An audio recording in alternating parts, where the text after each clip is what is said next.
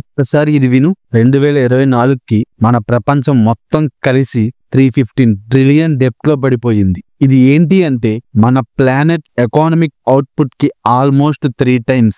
అంటే ప్రతి మనిషి, ప్రతి మహిళ, ప్రతి పిల్లవాడు కూడా ఒక యావరేజ్ గా $40,000 వేరే వారికి కట్టాలి అన్న సిచ్యువేషన్ లో ఉన్నాం.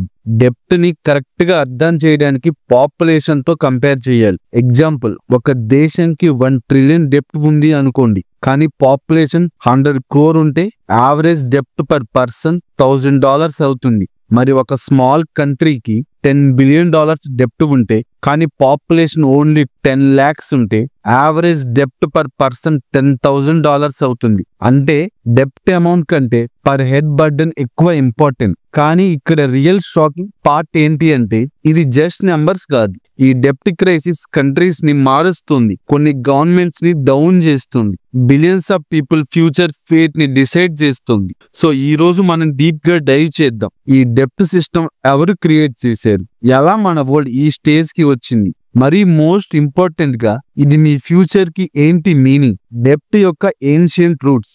డెప్ట్ అంటే మనకి మోడర్న్ వరల్డ్ లో క్రియేట్ అయింది అనుకుంటాం, కానీ ట్రూత్ ఏంటి అంటే అది thousands of years నుంచి ఉంది. మెసోపొటామియాలో 2400 BC నుంచి ఫార్మర్స్ సీడ్స్ ఆర్ క్యాటిల్ తెచ్చుకొని హార్వెస్ట్ ఆక ఇంట్రెస్ట్ తో రీపే చేయడం స్టార్ట్ చేశారు. ఏన్షియన్ గ్రీస్ లో కూడా డెప్ట్ సీరియస్ మ్యాటర్. మనిషి రీపే చేయలేకపోతేనే స్లేవరీలో పడిపోయేవాడు. రూమ్ లో గవర్నమెంట్స్ వారికి ఫండింగ్ కోసం డెప్ట్ సిస్టమ్ ని హెవీలీ యూజ్ చేసాయి. సో పాయింట్ ఏంటి అంటే డెప్ట్ సిస్టమ్ అన్న కాన్సెప్ట్ చాలా ఏన్షియన్ మరియు అది ప్రతి సమాజంలో ఒక బ్యాక్ బోన్ లాగా పనిచేసింది. వార్కి, కన్స్ట్రక్షన్ కి, ట్రేడ్ కి అన్నిటికీ పవర్ డెప్ట్ నుంచి వచ్చింది. బ్రిటిష్ రూల్లో ఇండియా లాంటివి మ్యాసివ్ వెల్త్ లాస్ చూసాయి. ఆ టైంలో లూట్స్, ట్యాక్సెస్, ట్రేడ్ ఇంబ్యాలెన్స్ చాలా కంట్రీస్ ని వీక్ చేశాయి. ఇండిపెండెన్స్ తరువాత కూడా అదే డిపెండెన్సీ మోడల్ కంటిన్యూ అయింది. ఇన్ఫ్రాస్ట్రక్చర్ బిల్డ్ చేయడానికి ఫండ్స్ లేకపోయినా కూడా లోన్స్ తీసుకొని వేయాల్సి వచ్చింది. డెప్ట్ ని ఎలా మెజర్ చేస్తారు? ఒకవేళ మీకు ఒక డౌట్ రావచ్చు, డెప్ట్ అంత పెద్ద మ్యాటర్ అని చెప్పుకుంటారు, కానీ అది ఎలా మెజర్ చేస్తారు?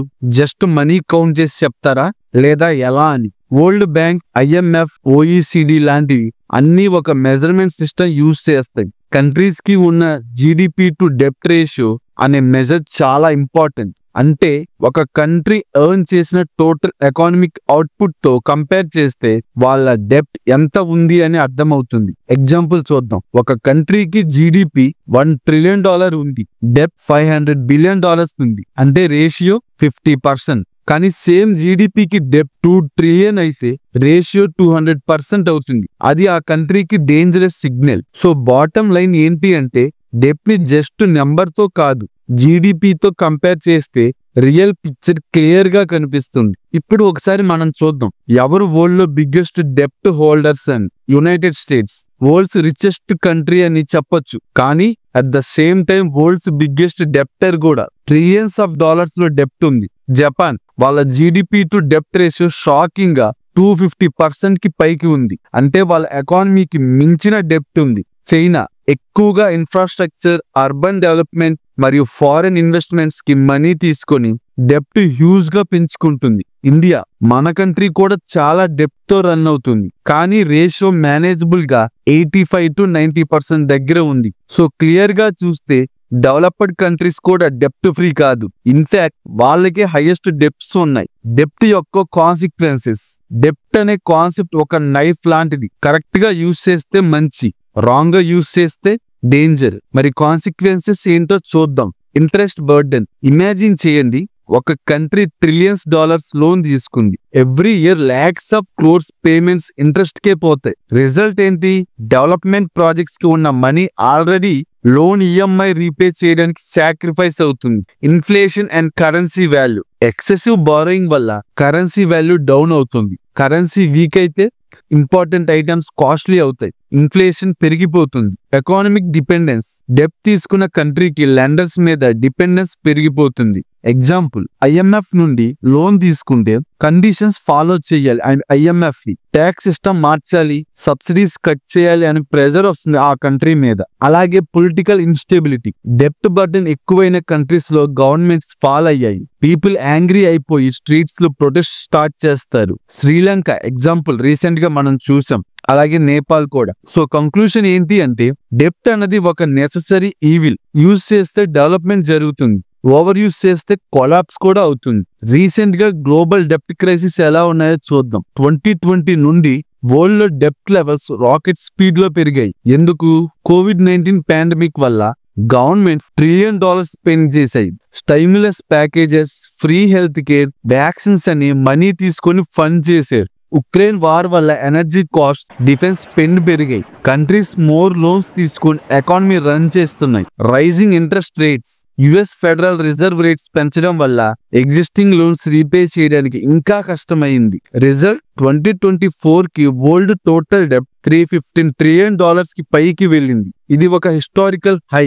డెప్ట్ నుండి ఎవరు రియల్ గా బెనిఫిట్ చేస్తున్నారు అని మీకు ఒక డౌట్ రావచ్చు. డెప్ట్ అంటే మనకి యూజువల్లీ ఒక నెగటివ్ వర్డ్ లాగా కనిపిస్తుంది, కానీ యాక్చువల్ గా కొన్ని కంట్రీస్ కి అది ఒక gold main. Banks and financial institutions. ఒక కంట్రీ $బిలియన్స్ బారో చేస్తే బ్యాంక్స్ కి మ్యాసివ్ ఇంట్రెస్ట్ వస్తుంది, అంటే వాళ్ళకి స్టడీ ఇన్కమ్ స్ట్రీమ్ లాగా. ఇన్వెస్టర్స్.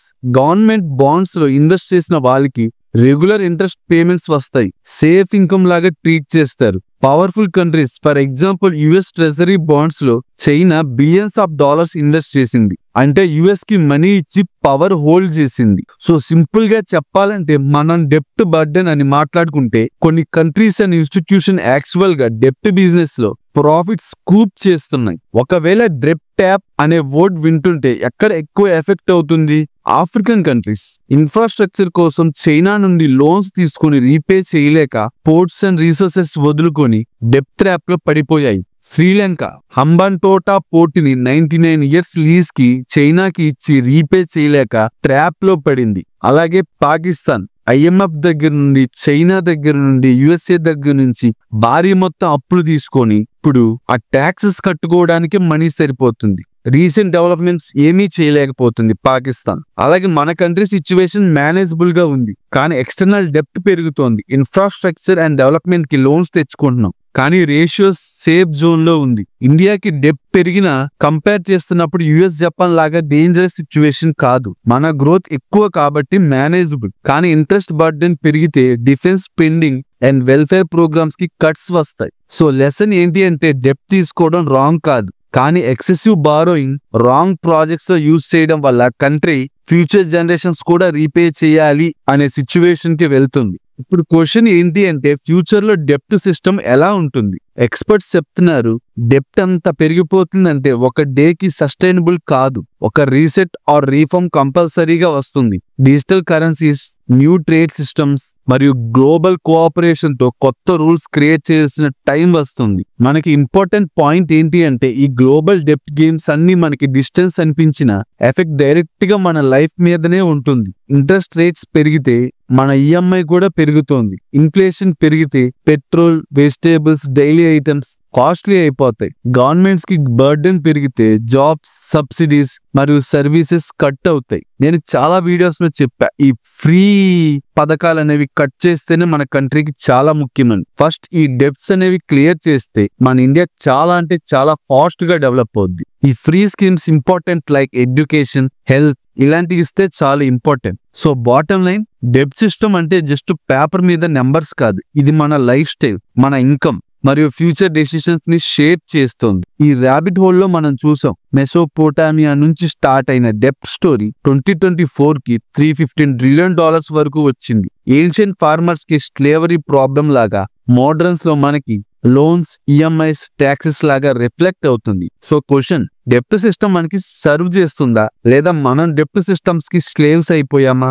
ఆన్సర్ సర్చ్ చేయడం మనలోని ప్రతి జనరేషన్ రెస్పాన్సిబిలిటీ. సో ఇక్కడి వరకు చూసావంటే వీడియో నీకు నచ్చినట్టు అర్థం. సో వీడియోకి లైక్ కానీ కమెంట్ కానీ చేయండి. అలా చేస్తే ఈ వీడియో మరింత మందికి వెళ్తుంది.